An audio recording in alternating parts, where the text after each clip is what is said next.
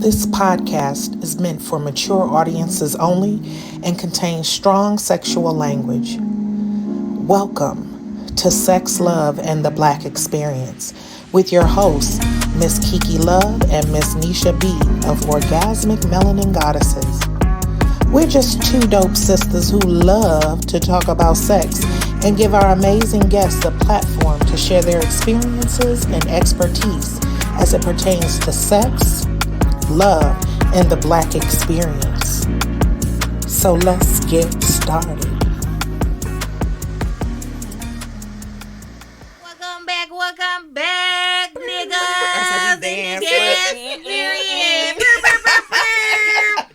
Welcome back to Sex, Love, and the Black Experience podcast with your host. This is with the mostest. I am Miss Kiki Love. And I'm Miss NeshaB. And we are Orgasmic Melanin Goddesses. We don't have a pure, so you know. Yeah, make your own. Hell yeah. You know, life's a party with us everywhere. All the time. All the time. So tell us who we got here. We got my nigga. You know what I'm saying? She gonna always use that word. We got my belle of the ball, yes. My sister friend. When I need some, you know what I'm saying? I need someone to hold me, you know what I'm saying? Encouragement. Yeah, the encouragement. I be like, sister, please. Just give me the encouraging words, sister. My friend, my dog, and I love this woman. I'm about to cry. Why? Don't be no punk. Don't be no punk. My friend, Miss Frana Marie. Woo! Yeah. Okay, we gotta get the bio out the way, and then we gonna talk. Okay. And then I can take these glasses off because they're a little blurry anyway. All right, I can't see. I'm old. Welcome to 50. No, I'm sorry. I have glasses at home, so. Miss Frana Marie is a cottage food baker and local model in the Valley. She has been baking for the masses since 2020. What started off as a love for bread has turned into a joy of creating carby delights. That's why I'm embracing my fat femme, because I can't give up carbs.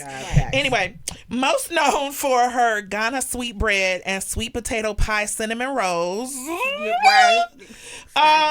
Frana also makes some mean dinner rolls too.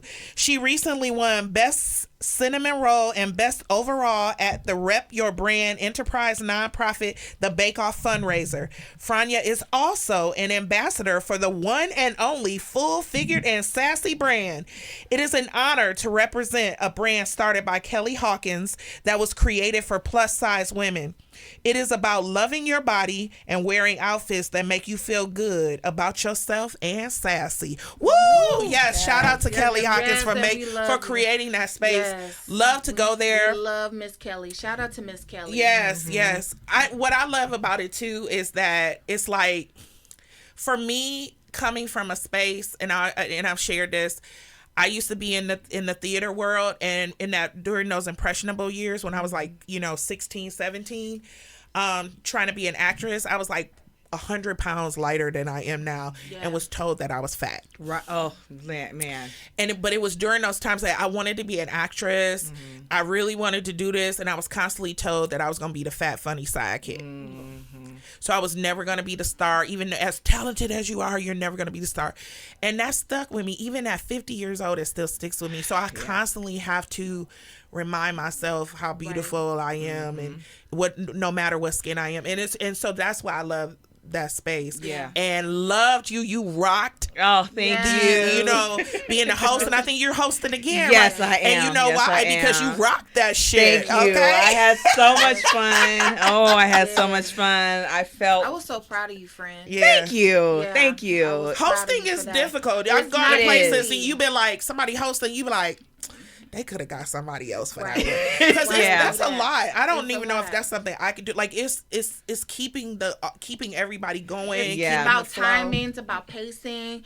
It's about keeping the did audience that. engaged, and you did that. Thank you. friend. I And I'm had so such a proud of good you. time. I had such a good time there, and I'm excited for this next time. I don't even Yeah. know what I'm like. What am I going to wear now? I've Right. already done the Diaspora Collective. I Her know. dresses. Beautiful dresses, So now too. I'm like, okay, well, who else do I want to showcase, and what do I Yes. want to wear? And so I'm just really excited for the show and to see the looks, because I know the models are going to kill it. They do it every time. Every time. And Every it's going to be time. the fall and winter collections Mhm. for October. Yes. Yes. So we're excited. Again, shout out to Miss Kelly Yeah. and Pew, pew, all the pew. work that she does in the community, because she does a lot. Yeah, she does. Yeah. Now Too many goddamn jobs.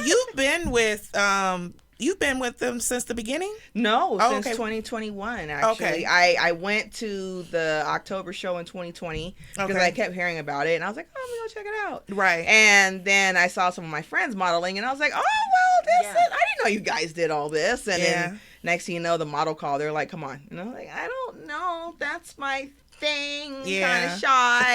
And yeah, after that, it But went out what the did it window. do to you? Like when you got past all of that being shy, how has it impacted you now? Like being a part of this, what has it done for you? You know what? For me, being a plus size woman, it has shown me that there is a sisterhood within this. You know what I mean? Like there's there's sisterhood, but I feel like with how social media can be and with some of these TV shows, there's a divide. Yeah. And then of course you even see in where the skinny mini models are, Right, there's a right. divide. Yeah. And what I learned in the community at the Full Figured and Sassy is that we come together and we support each other. Like in the Yes. back, it can be a little shit show because we only have so much space Right. to get in all of our outfits, make Yeah. sure everybody's together. Right. And Yeah. if you see someone struggling, we're trying to help them, Yeah. or we're like, let me pin you up, or oh Right. no, boo, your boobie ain't, you gotta sit Right, that right, right, right. or you know, we gotta make sure your stockings are on right, or whatever.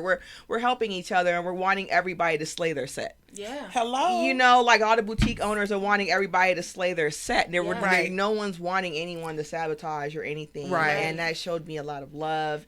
And then Kelly, just being as scrawny and skinny as she wants to Yes, be, yes. wants all of us thick women to feel good and love Thrive, ourselves. yes. You know what I mean? For her to have even made that space Yeah. is it's not only beneficial to us models, but it's beneficial to like the vendors, and when you Yes. guys come out and the food Yeah. vendors, more people Yeah. get to try their food, and now people know more about them. Always It's delicious. Yeah. it's just a big community event.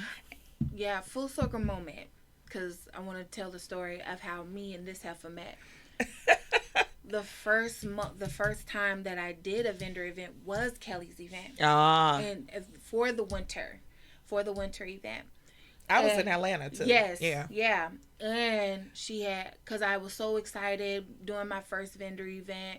And then our group, Bedroom Candy, we have groups on Facebook, and they were very excited. So they were reaching out, and then this heifer reached out to me and was like, "You're in Phoenix? I'm in Phoenix. Let's get together and do some da-da-da-da-da-da." And I was like, bet. And then did the Full Figure and Sassy. That's when I first met Renee. Messy Renee there, met the besties and all of that. And then full circle, then we collaborated, and now OMG, all those many years later, almost 5 years. Right. Kelly done Yeah. brought some people together. Yeah, you she know really what I'm has. saying? So Seriously. I've met Nola there. I've met you there. Latoya. Yeah. Did you meet Latoya there? Yes. Latoya. Just a bunch of different Black women and men in the community doing a thing. So when I tell you Kelly is like a hub she really Right. is. for that, it's just like full circle moment. Almost 5 years. 5 years later, it's just like now I have my business partner, one of my best friends. Like it's just. It's what it is. And she told me, she's like, bitch, you cannot ever like not do my show, right? Really? Like, I got stuff to do. No.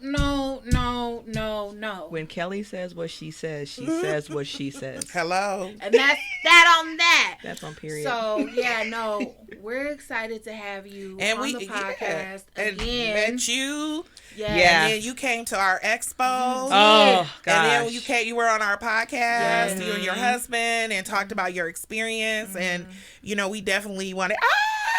I had to bring my little award, because come on, first place. You know what? First place. Listen, Arizona is 4% black, but it stuff be happening. I hate when people say, there's no I moved here and there's nothing to do. I'm There's like, that's because so you sitting in your ass waiting for the door to knock and be like, black stuff. Right. No, it don't work like that. You just gotta, become a part of the community. I'm a hermit, so therefore I And don't you be go everywhere. to. What Yeah, you doing? right. And I'm more of the hermit, No. but there's so many events that I know of, and I'm like, if I had the energy to go, Right. I would go. There are so many events or opportunities out here. I think when you come from other black spaces, like I'm from the Bay, Nisha's from Detroit, and those are predominantly black spaces. And then when you come here to a very non-black space, and then you're expecting this blackness to show up on your doorstep, it's not going to fucking happen. No. You got to make it happen. Right. You got to make it happen, niggas. Where are you from? I was born in Georgia, Okay. but I grew up all over, but primarily Arizona and California. So I understand when people say, where's the black people? Because I'm like, when I go to LA, it's like I walk out the door and I'm just like, hi, family. Yeah. We're not a family, but it's just chocolate everywhere. Right. I want to go to a health food store. There's a black owned one. Right. And in my grandpa's house, I don't have to go to Sprouts. Right. You know, Right. so it's I get it, but at the same time, if that's what you want, then you have to go for have it. to cultivate it. But also, you move to a place where there's not a lot of that. You know, we're in different spaces. We're not clustered in plazas like you're used to seeing where you came from. So unless you're going to build to it, stop complaining, because we only have what we have, but we do have A lot. a lot here. Man, I'm like, people say it's not, I'm looking on the weekends like events. I'm like, what do y'all mean it's nothing here in Phoenix? And a lot of then those we events just have went all the people way there. to Tucson to a black burlesque show. I heard. I saw the videos. That looked fun. It was so much fun. It Oh my was gosh. a time last night. Okay? It was a time. I was like, God damn it. But it was a black-owned hotel. Yes, it's a black-owned boutique hotel, and it's got a Black-owned. vintage look to it. Yeah. And we talked to the owner about hosting the expo there probably for 2026. So, we love to do everything is intentional. We love to do things, with our own people. Yeah. So It was amazing. But it just goes to show you that it is a culture here. You just have to find it, and you have to find your tribe. These niggas is my tribe, so don't fuck with my tribe. yeah. Okay? So let's talk about Wooden Spoon. Yes. So you started this in 2020? Yes. Okay. Yes, I Come did. on and talk about the roles. Well, COVID happened. And I was just like, well, to stay sane, what can I do to stay sane? Right. And I was like, well, I like homemade bread. And then I started making it and then giving it away to friends, because I was like, well, I can't, keep all this bread in my house. Right. And then Dr. Dorian Richardson was like, best friend, can I talk to you for a minute? And I was like, yeah, what's up? And she's like, I'm going to need you to create a business and sell your stuff, because you make great food, and what are you sleeping on? Right. And right. I was like, well, I don't know how I feel about you coming at me like that. And she was like, I don't care. I said what I said. And I was like, all right, bet. So that's when it really started. And it started with just some basic white bread and some dinner rolls. And because I was like, who doesn't like to make their own sandwiches and then have dinner rolls? I grew up in that good old Southern home, so we always had rolls at the table. Right. So I just decided to make what I was good at. And I was in the process of thinking, okay, I have the regular dinner rolls, but I want to make a potato roll. And then I'm like, well, I'm black, so let me do sweet potato. Yeah. And so my sweet potato dinner rolls ended up taking off. My regular dinner rolls ended up taking off. I went over the holidays. It got really crazy. I just had nothing but rolls in my front room because people were getting them by the dozens for their holiday dinners, Right. which to me was that was already very nostalgic for me because for people to be like, no, I want her rolls with grandma's mac and cheese and Auntie Rosie's ham. Like, right. What? You become a part of their tradition. I become of the tradition. Yes. And then I also was like, well, there were these dessert kind of cinnamon rolls that I used to eat when I was younger, and they either had apple or cherry. And so my plan was to recreate that and make an adult version. Mm-hmm. But since my sweet potato dough was doing so well with my rolls, I decided, why not try to make a sweet potato pie cinnamon roll? Mm-hmm. And so I was like, well, all right, I'll tinker with it. And it took me about a good 6 months. It took about a half a year for me to get that recipe down. Right. And then I started selling it, and then it just took off. Mm-hmm. And I became the bread lady and the chick that makes the cinnamon rolls. I had never heard of sweet potato cinnamon rolls. So I was like, this is dope. Sweet potato pie cinnamon rolls. I remember the first time I had it, right? This heifer knocked on my door because she was like, oh, I'm going to bring you some. I said, bet. She brought them to me.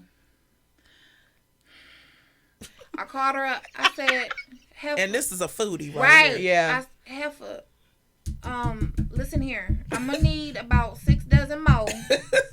You show up. You know what I'm saying? They're so delicious. But you got them delivered. I live way on one side of town, and when you was offered, I put the order. I was like, we driving all the way on this side of town to get them damn rolls, and we taught them. Me and my husband taught them, and he don't like dessert. Now listen, Wooden Spoon delivers. So at that time, it was pickup. Oh, that is true. There have been times where a car was down, and we had to do. We got in the car, and we went and got them damn rolls. And I appreciate you for it. It ain't nothing but a drive. You know, some people they be like, oh, that's 40 minutes. That's far. They ain't nothing but a drive. Yeah. Put some gas in the car and go. Shit. Half the time I'm driving across town, across somewhere to get to a food place that I like anyway. Right. Because it's hard to find good. If the food's that good, I will drive to it. Yeah. I don't care where I'm at. So it sounds to me like business is booming for you. You know what? I had to take some time off, but right now I am getting things back up, and I'm excited because I have a few pop-ups coming, and then I am looking to get some grant money so that I can get some grant money so I can get into one of these food entrepreneur programs because they have access to commercial kitchens. Oh, that's awesome. Yeah. So when I was in Tulsa, there was this near the Airbnb we were staying at. I forgot what it's called, Mother's Kitchen or Mother's something. They actually had a space. I think it would be dope here too. Mm-hmm. They had a space for small business owners, and it was like you go in there and it's different restaurants and different. Like a hub. But they also had for new entrepreneurs, they had like this commercial kitchen where they would rotate. Oh.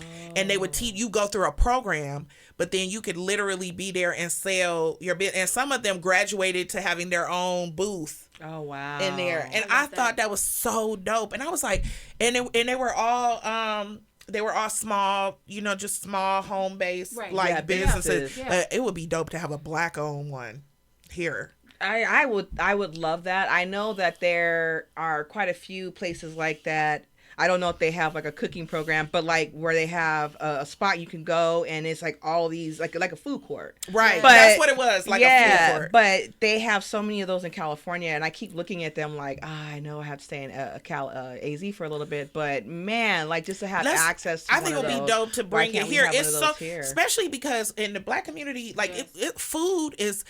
You can find food vendors, Black-owned food vendors like crazy everywhere. here. Yeah. Just imagine, because not everybody has a food truck, right? Or if you even had a space where the food truck, I'm sorry, I'm an ideas person. Yeah. Oh, no. Where the food trucks could be out there too, but then you have a hub for people people could just go there and have their pick. Yeah. And then they had a bar, but they also had like owners who sold goods and serve, different goods and stuff like that. It wasn't just all food. Yeah. And then they had the little spaces where we could sit and eat and drink. Mm-hmm. But it's good to have that food program in there too for people who don't know, like they cook at home, but they don't understand the business side of it.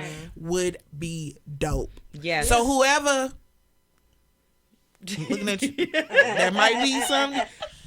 you getting that grant. Wait, look, you getting that grant. Yeah. Listen. But I'm saying whoever here in Arizona, I'm just putting that out there. That would be really dope to have a space for people of color. Then you can have like nights where you can have fun events and stuff at night where people can do poetry nights and all that kind of stuff. Right. And it's all Black owned. That would be so dope. I'm sorry.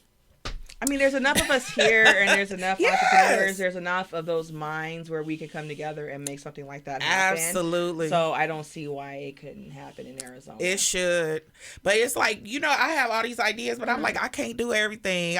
That's why I'm mad putting it out there. Somebody else can do it, right? Because I'm like, because I'll come to support. Yeah. Hello.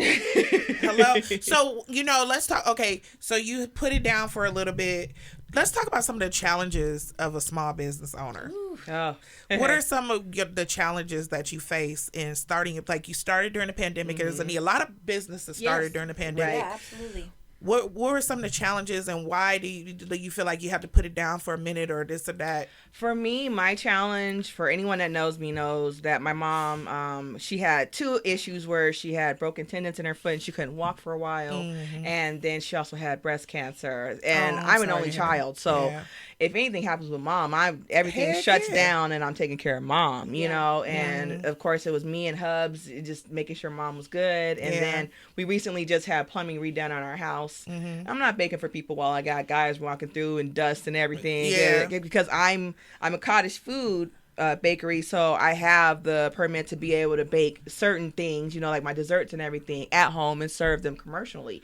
Well, that's great, but I like to make sure my home is at tip-top shape. Right. So now that that's done, I'm like, okay, now I can get back to baking again. Mm-hmm. So yeah, it's pretty much whatever is going on in my home. Life be life. Yeah, if life is life at the house, then I have to hold off. And people are like, oh, well, you can go ahead and get access to a kitchen. I'm like, well, I would like to have that constant revenue coming through enough where I can go ahead and go to a commercial kitchen and it's not a big deal. Right. And that's the thing too. It's like with small businesses, life in it. Mm-hmm. So like, I'm an only child. My sister passed away 17 years ago. So my mother has dementia. She lives with me. Mm-hmm. So sometimes it's difficult. And I work a full-time job. Right. Yep. So it's like when you're a small business owner, you're working a full-time job and then you already exhausted from that. And then you're trying to make time for what's most important to you is your business. It's like, it's a lot of stuff to juggle, right? The other thing is money. Yeah. It's money is hard. So when people say, oh, you can just go to a commercial. Really? Thank you very much. Do you have the funds to get me in that commercial kitchen? Right. Do that, So yeah, I'm so glad you shared that because a lot of, being a small business owner, especially like home based and things like that. It's not for someone that's just, if you think it's just going to manifest into this great profitable thing and you'll just figure it out overnight and you're not going to have any failures, then you're delulu. You're in the wrong fucking business. You have to stick with it. Like I found Melabiz Community Services. Mm-hmm. She has a program where I'm actually going to be going through her because she will sit with me and like let's go over how your business is being ran. Let's look at your systems. Yeah. That's important. And one thing she said about me, she's like, I'm sorry, you've been in business this long and I haven't heard about you. She's like, well, let's fix that. Yeah. She's like, and it's great that you have customers. And she's like, I saw your website. They look on, she saw my social media. She's like, and it looks like you have followers. She's like, but I haven't heard of you. Mm-hmm. So let's fix that. And it's a sister. And I love that because I want to learn how to be a successful entrepreneur by me. Yeah. By faces that look like me. So I just finished I feel like I always say it wrong, Rehoboth CDC cohort. And they have SCORE advisors where they teach it. Mm-hmm. They teach you the basics of how to run a business. Mm-hmm. And then after you finish the program, you talk with a mentor. Mm-hmm. You have to do a business plan. Mm-hmm. They can match up to $2,500. Oh, that's dope. Yeah. Nice. And then we have We Rise, which I've applied for. Ooh, I hope I get in. Fingers crossed. But it is with Local First Arizona, and that's a 6-month program ran by Black entrepreneurs. Nice. That's dope. Yeah, and so it's these programs that when you find out they're out there, then you're like you feel like you can build more confidence that I can do this. But for me, I need to learn from me. Yeah. I need to learn from the faces that look like me. I need to learn from the people that have struggled to get financing and figured out those loopholes so that we can help each other come up and get those funds, how to do business plans. Rehoboth is actually doing a business plan program in July for people to bring their business plans and for people to look at it and say, hey, okay, let's tweak this, let's tweak that. So these programs are out here wanting to help entrepreneurs be successful. Right. But if you're looking for something that is done by you, that represents your ethnic background, then you have to go out there and you have to find it. Yeah, it's important for me to learn from people, like you said, from people who understand the struggle. Yes. That's the reason why we created the AZ Pleasure community, because even in the those Black-owned spaces, they still don't understand our space. And they don't understand, like, they'll give you sometimes some of the suggestions that are given. It's like, that don't work for a sex-based business. We'll get shadow banned. They'll cut it. Or it's like, okay, we have to learn tricks. Like like when we do social media, we can't say sex. We got to say SEGGS. All these like the or pleasure. We have to find little tricks, and in doing that, we have to connect with other people. Just like Wix just took our ability to accept payments because of the event we did with the Goddess's House. So now we can't accept payments. So now we're at the point now we're looking for someone private to create a site for us that we can collect payments, we can do whatever we want to do that's secure, because we paying them and then we can't use all their functionalities. Ain't nobody got time for that. Right. No, you don't need those restrictions. They canceled us because of the word play party. So when we did the red light special, which you missed, by the way, I know, because it was amazing. We got other stuff coming on. We do, and but just using the word play party just completely shut us down. They took our ability. They said, we'll keep your website so you can pay us the annual fee. Right. They want but you can't accept payments. So it's like, okay, so it's time. So these are the struggles we have. So just like you were saying, like, you want to connect with people that look like you. The same thing with us. We want to connect people that understand. That's the reason why I went to Sex Geek Summer Camp. It's like people who understand the business side of sex is very, very important. But at the same time, you got, allies too. It's like connecting and sharing best practices with each other. So I appreciate you sharing that, like going out and finding information, because just because you can bake, that don't mean you know how to run a business. And I've learned that a lot. It's a lot to it. Yeah. And you have to seek out information. You can't just, otherwise your business isn't going to grow. And I'm going to tell you something. One thing that I learned from Sex Geek Summer Camp, Amy from the Shameless Sex podcast. Oh yeah, she was there, and Ray McDaniel, who wrote Gender Magic, they did a presentation on how. This is important. It was talking about how to sell your business. But one of the things Ray said was, everybody should sit here because you need to learn how to create a business that is sellable. Even if you have no intention of selling your business, what was important is creating those systems. Like, my 9-to-5 job has what are called standard operating procedures, SOPs. Right. Why doesn't your small business have that? Yes. It's just things like that that we don't think about. We just run in by the skin of our teeth. And if somebody came in, what if you got sick and you wanted that business to keep running or rolling? You need those standard operating procedures. So these are just simple things like that we have to learn. But a lot of us don't know that as Black folks. Yes. We don't understand a lot of these things. We think that it's just, we're just going to do it by magic. Let me do a shameless plug real quick. 31 Marketplace. That is another Black-owned company where they help with systems and operations. So 31 Marketplace. Okay, thank you. Yeah. Awesome. Come on. All these Black-owned. We're gonna have to get all the information because definitely. Kiki and I, we struggle in certain, and I think what's hard of us is the time. And then also it's like.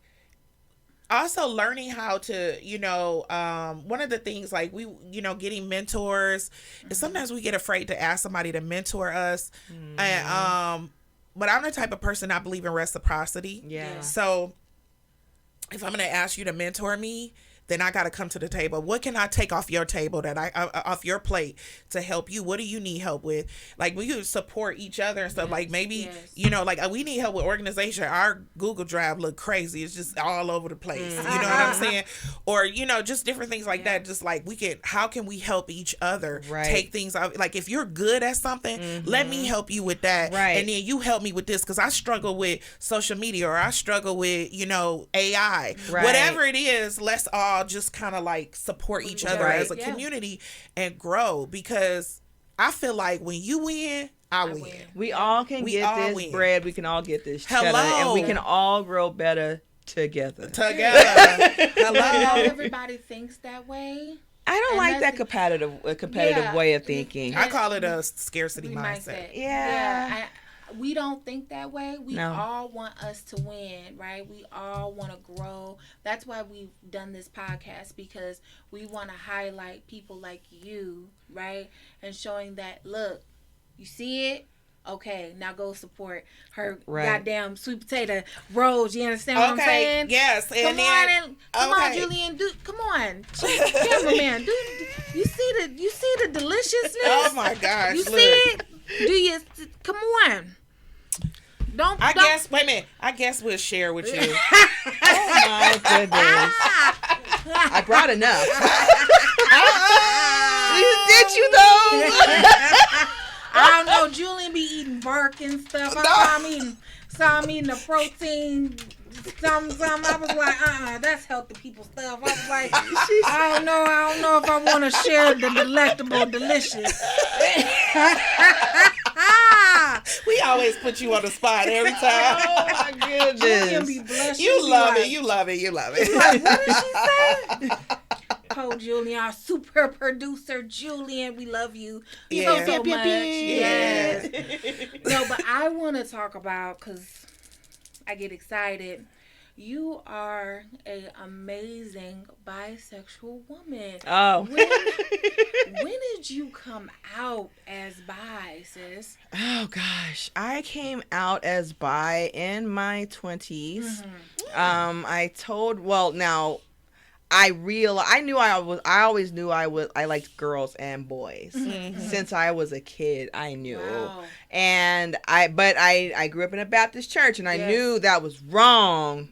According so they to say. I was about to say, according to my elders and back in them times. Right. You know, we're talking the 80s, all right, folks? Let's not act like homosexuality was accepted at all much back then. Right. So I knew that I couldn't say anything, but I always knew I liked girls. Yes. And I always knew I liked boys. And I had more crushes on girls than I did boys. I forced myself to like boys because that's what I was supposed to do. Right. I'm supposed to get married, have kids, and all that stuff. Right. But then in my 20s, I realized, like, you know, I don't really want to subscribe to just being with a man. Right. Yeah. And my boyfriend at the time, who's now my husband, I came out to him. He's the first partner I've ever had where I said, I'm bisexual.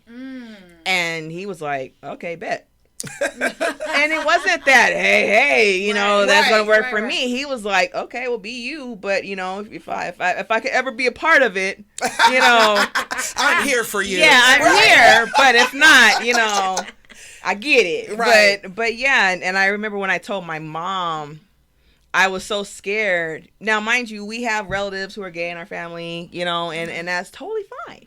But I'm her baby, and I didn't know how this was going to be taken. I really didn't care about how the rest of my family would take it. Yeah. Just more my mom and my grandpa. Yes. Right. And I knew my mom's dad would love me no matter what, as long as I'm not out, you know, being a serial killer. I'm pretty much good. Right. And I told her, I was like, Mom, just so you know, I'm bisexual. I like women and men.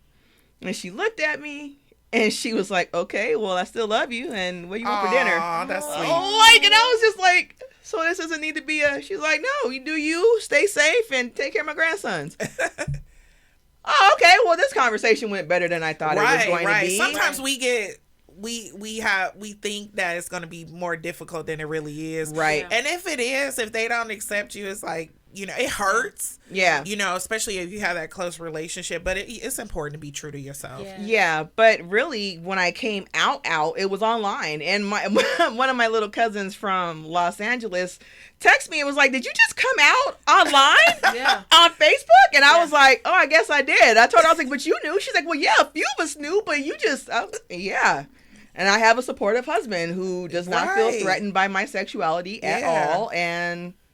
So how is that? Let's talk about that dynamic. So with your when you came out to your husband, and like, how does that dynamic work in your marriage, in your relationship, in terms of dating or in other relationships? What does that dynamic look like? So chill and he is and so cool. He love Mo. Everybody loves Mo. He really just encourages me to be myself, but don't forget where home is. Yeah. Yes. That's the best way to say it. It's like, okay, I'm going to encourage you to be yourself and love how you love, but I'm home. Mm-hmm. Don't forget that. Yes. And you made those vows to me. Mm-hmm. Let's not forget that. Right. And I feel that's freaking fair. Right. Yes. You know what I mean? Like, at the end of the day, that's the person that I wake up next to. That's the person I go to sleep with. You know, that's the person I do fun things with. Yes. You know, Cuba Rican. Yes. Yes. But he's really made it easy for me to live out loud because he is accepting and encouraging of me to be me.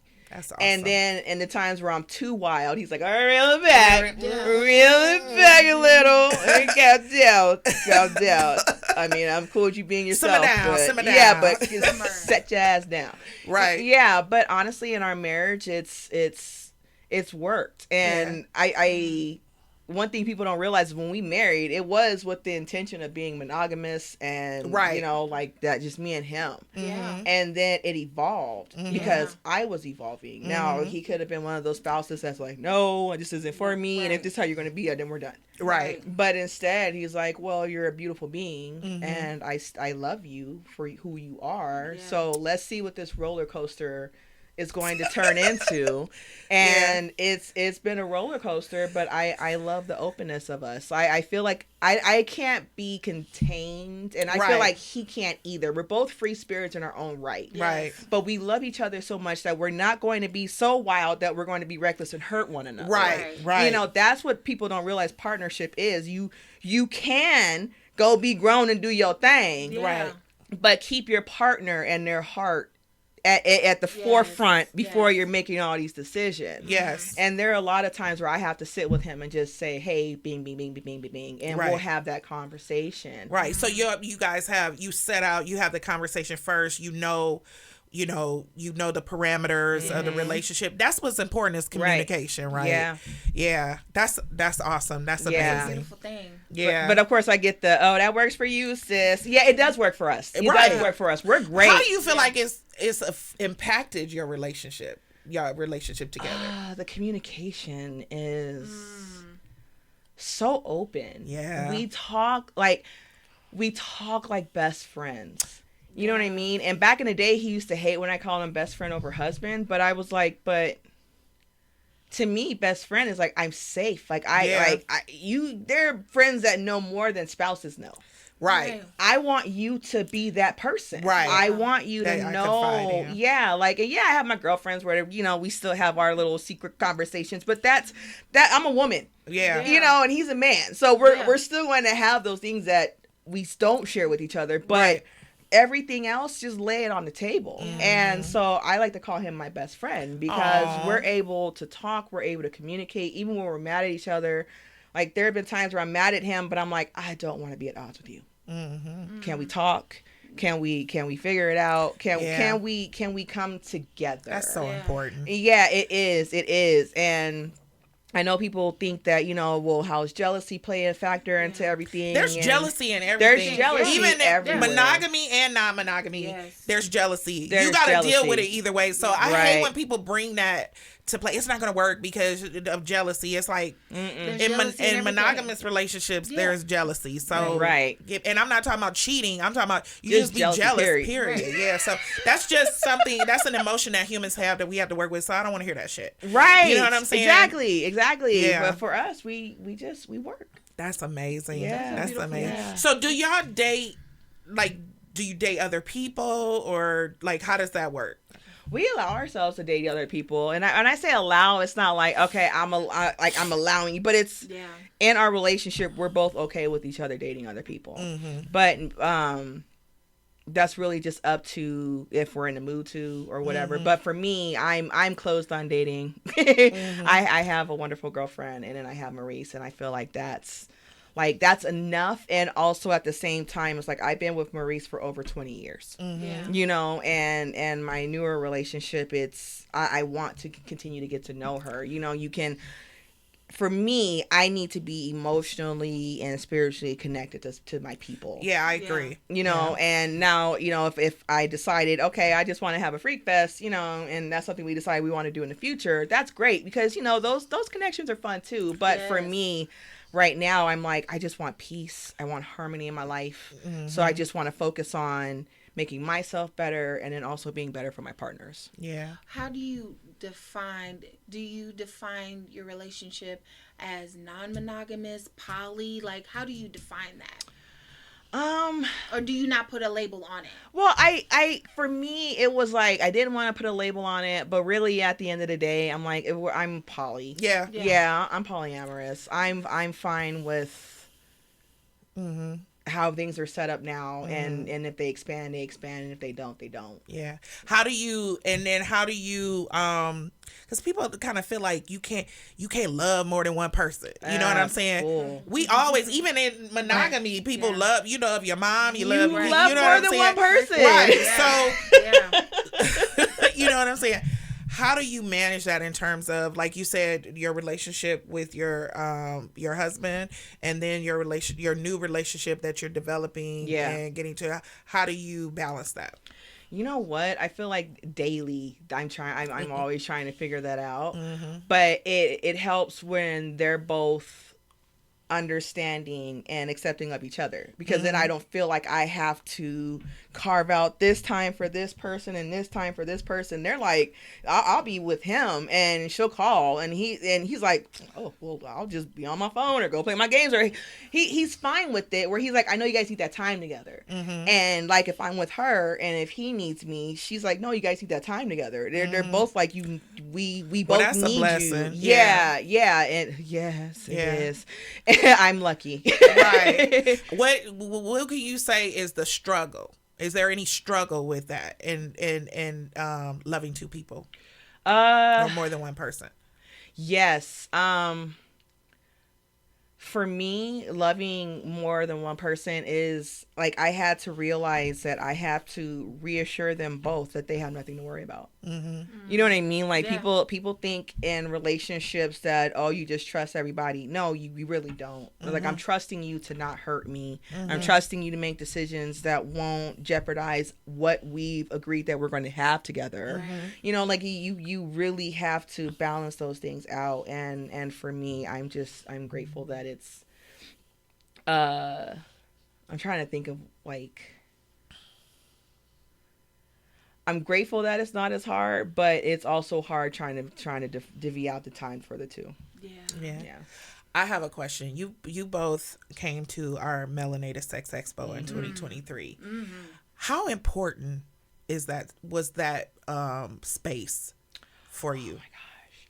It was so important because we were able to just be ourselves. You know, like be our passionate, loving selves, learn about sex, learn about pleasure, learn about the art of sex. You know, you guys had the beautiful pole dancer and that was art. And I also love the classes.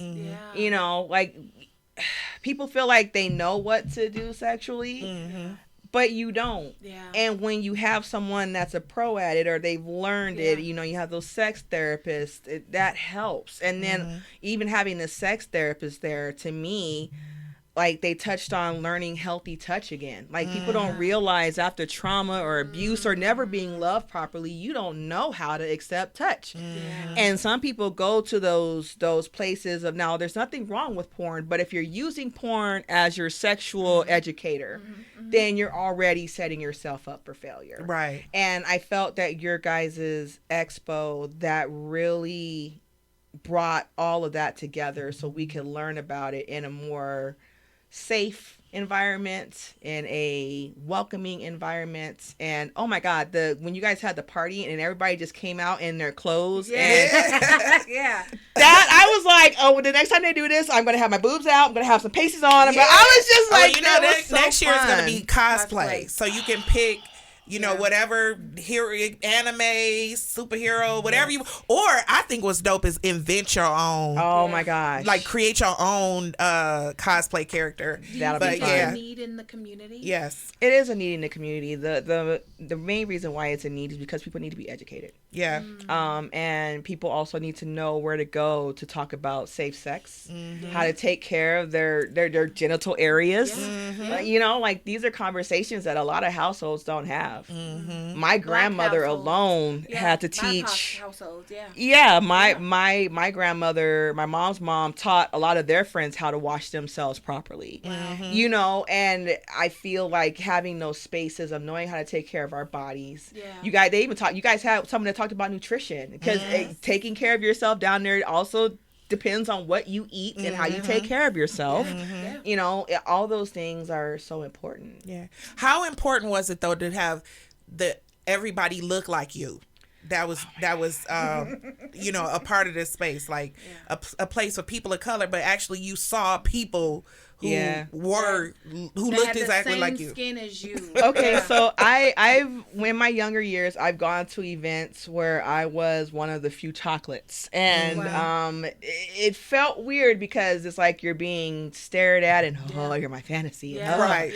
I'm just here to learn about something. You know, Right. and I don't want to be stared at like the next thing on the menu. I would like to learn about this sexual topic. And it was nice to be in a room where everyone looked like me and we weren't staring at each other like, ooh, hi, how's it going? Hey, I'm here to learn about this so that I could be better with myself or with my partner. Right. Or so I can learn how to take care of myself. Right. Or I could find a therapist so I could stop being so crazy in my head. Because I ended up going to Dr. Christina. Oh, awesome. I went to her for a few sessions, and it was insane because in the beginning of my relationship with my girlfriend and my husband, I started realizing I was being triggered by certain things. Were they doing anything wrong? No.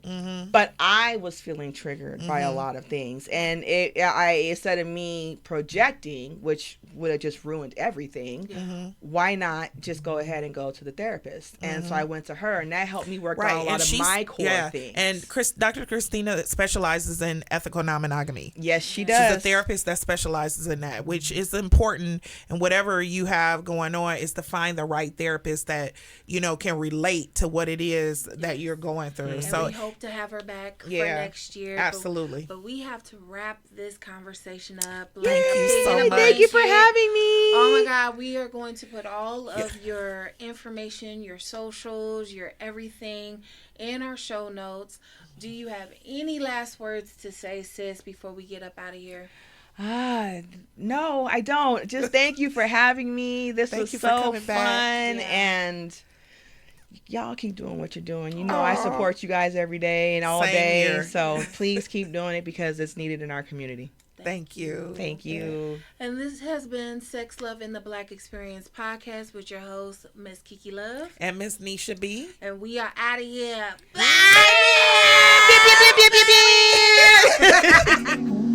Thank you for watching Sex, Love, and the Black Experience podcast. Please continue to tune in and keep watching. And follow us at omgoddesses.com. Join our VIP list. Or Facebook and IG at omgoddesses20 and Twitter at omgoddesses.